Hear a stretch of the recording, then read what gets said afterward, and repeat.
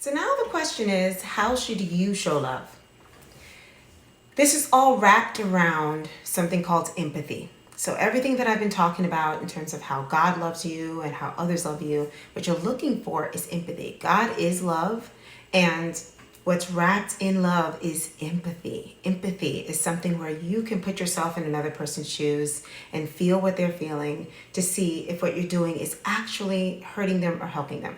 So when we ask ourselves, how do we love others and how they love us?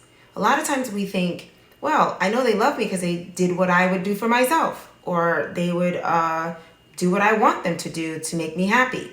That's not a relationship, and that's not love. Or I give them what they want and I make them happy and I do what I can to make them happy. That's not love either. So the way you show love is the same way others should be showing you. You would need to show empathy to show love. If you cannot be someone's friend first, then how can you build anything from that? So first start off, do I care about this person, and do I care about their feelings if they're happy or sad, or the boundaries that they set so that they can be healthy? People set boundaries so that they can be healthy.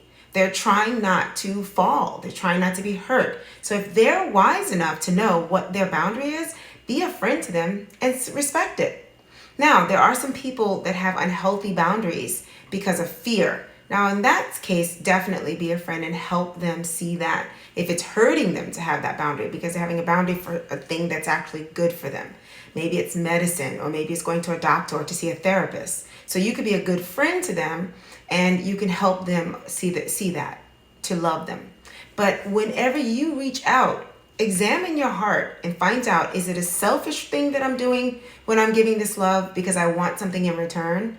Or am I giving this love and it doesn't ever have to come back? Now, the other extreme to that is that you don't want to be a doormat. And you should not be giving this kind of beautiful, empathic love to people who are using you as supply.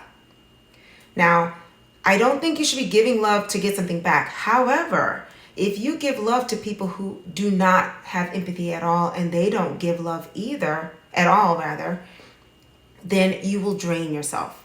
And it is rewarding somebody on something that is a very dangerous and poor way of living. And it's actually mean. And so you need to examine yourself. Are you really loving this person? Or is this something what we call a trauma bond, where you're used to, maybe by parents, giving to people who don't respect or love you, and you never get anything back? If that's the case, you're not really giving love either. You're just being someone's supply.